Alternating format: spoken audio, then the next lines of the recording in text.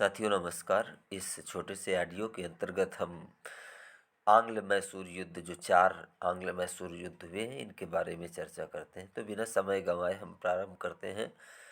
ये प्रश्न आपको हमेशा ये सूचनाएं प्रश्न आपको हमेशा आगे रखेंगे, क्योंकि आमतौर पे गहराई से पढ़ने वाले प्रतियोगी ही इसे याद रखते हैं। तो चलो हम प्रारंभ करते हैं। यदि आप आईएएस की परीक्षा या यानी यूपीएससी या यूपीपीएससी पीसीएस की परीक्षा देते हैं तो ये इसके लिए आपको बहुत ज़रूरी है।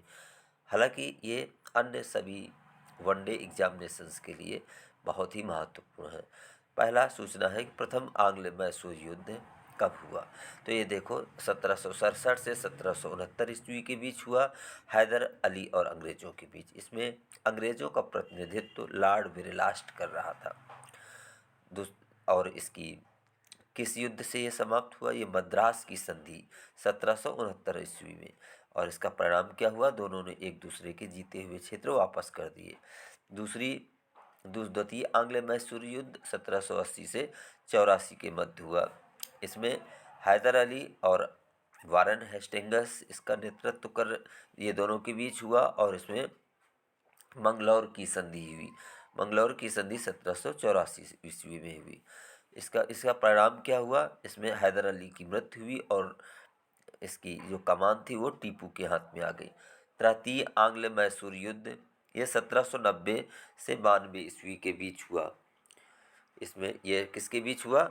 1790 से 92 ईस्वी के बीच हुआ और ये टीपू सुल्तान और लॉर्ड कॉर्नवालिस के बीच हुआ। आमतौर पे अंग्रेजी सेना का जो या पीरियड कहें, ये लॉर्ड कॉर्नवालिस उस समय जो शासक था, इस लॉर्ड कॉर्नवालिस था, इसलिए उसे ही नाम दिया जाता है। और इसका अंत कैसे हुआ? श्री रंगपट्टम की संधि कब हुई? 1792 ईस्वी में। परिणाम क्या हुआ? टीपू का आधा राज्य हाथ से निकल गया। चतुर्थ आंग्ल मैसूर युद्ध 1799 ईस्वी। इसमें टीपू सुल्तान और ये लॉर्ड वेलेजली के बीच इसमें कोई संधि नहीं हुई। संधि होने का कोई सवाल ही नहीं है, क्योंकि टीपू की मृत्यु हो गई थी और पूरा साम्राज्य अंग्रेजों के हाथ में आ गया था और उन्होंने एक नाम मात्र के लिए वाडियार वंश के शासक कृष्ण को कठपुतली शासक बनाकर राज्य किया।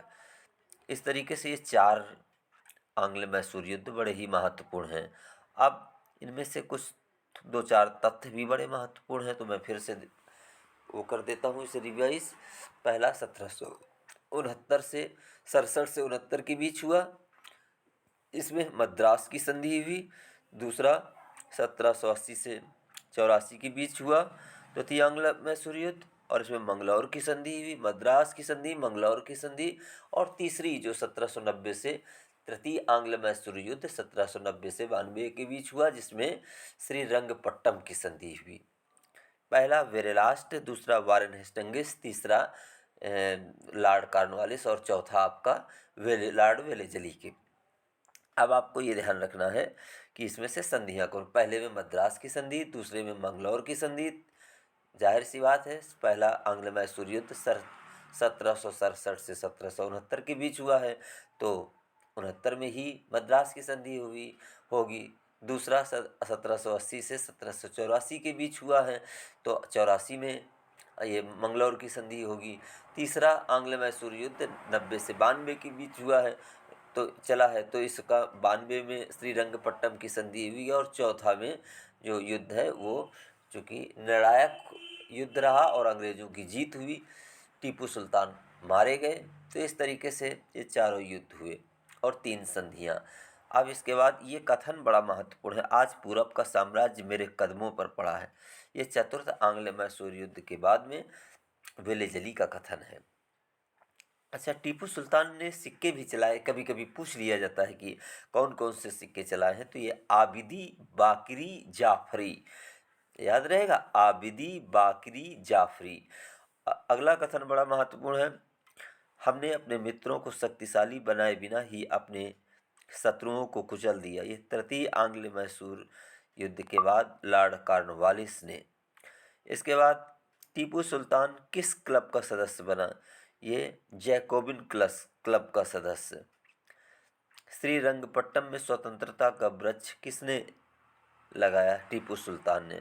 तो साथियों, बहुत छोटे से ऑडियो के अंतर्गत आपको युद्ध का एक अच्छी सूचनाएं आपको प्राप्त हुई, और यदि आप इसे बार बार पढ़ेंगे तो रिवाइज करेंगे तो ये आपको बहुत परीक्षा के समय तक बहुत ज़्यादा सभी तथ्य आपको अच्छे से तैयार हो जाएंगे छोटे छोटे टुकड़ों में।